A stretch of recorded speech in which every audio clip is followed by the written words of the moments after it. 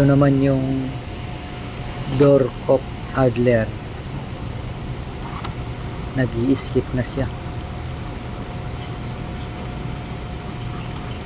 Ginagawa ko dito, tinatry ko muna sa tension.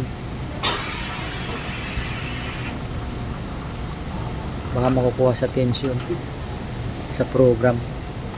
Ayan o, may skip siya. Hindi muna ako gumagalaw sa mechanical kasi mas mapakatagal i-timing nito. Babawasan natin dito yung higpit.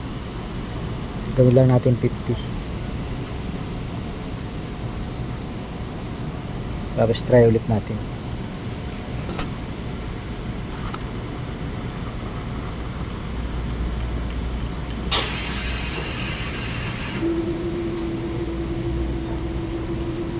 Dahan-dahan lang yung natin para kita natin yung pasada. Ayan, skip pa din.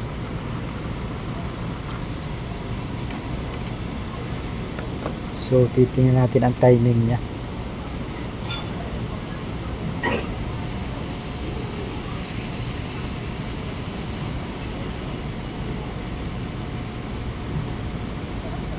Para makita ninyo yung adjustment nito.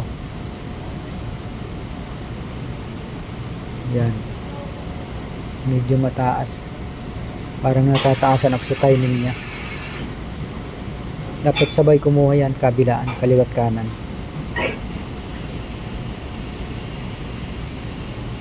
Mataas siya. So gagalaw tayo sa needle bar. Tama lang naman yung dikit niya. Dapat kasi yan, dikit na dikit. Tama lang siya. Dikit siya. So, pupunta tayo sa needle bar adjustment. 6 na tornilyo yan, maliliit. Ayan, tapat. Magtataas tayo na kaunti.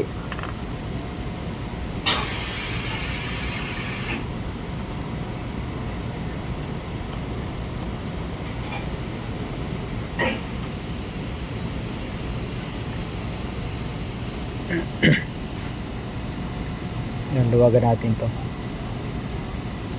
Dahil magtataas tayo, dito tayo unang magluluwag sa ibaba para itaas natin ang mga 1 mm.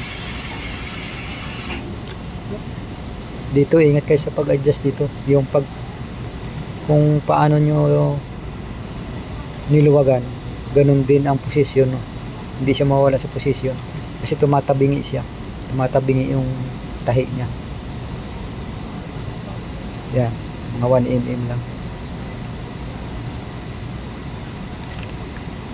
Yan, no, pag nagalaw mo ng konti yan, usad bandang kanan o bandang kaliwa, ngiwi na yung niya, tahi niya.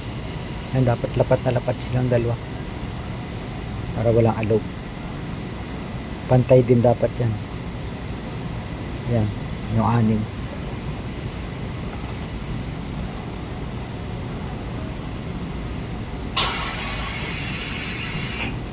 Ito yung nagpapahirap sa akin dito. So itatry na natin. Mabagal lang.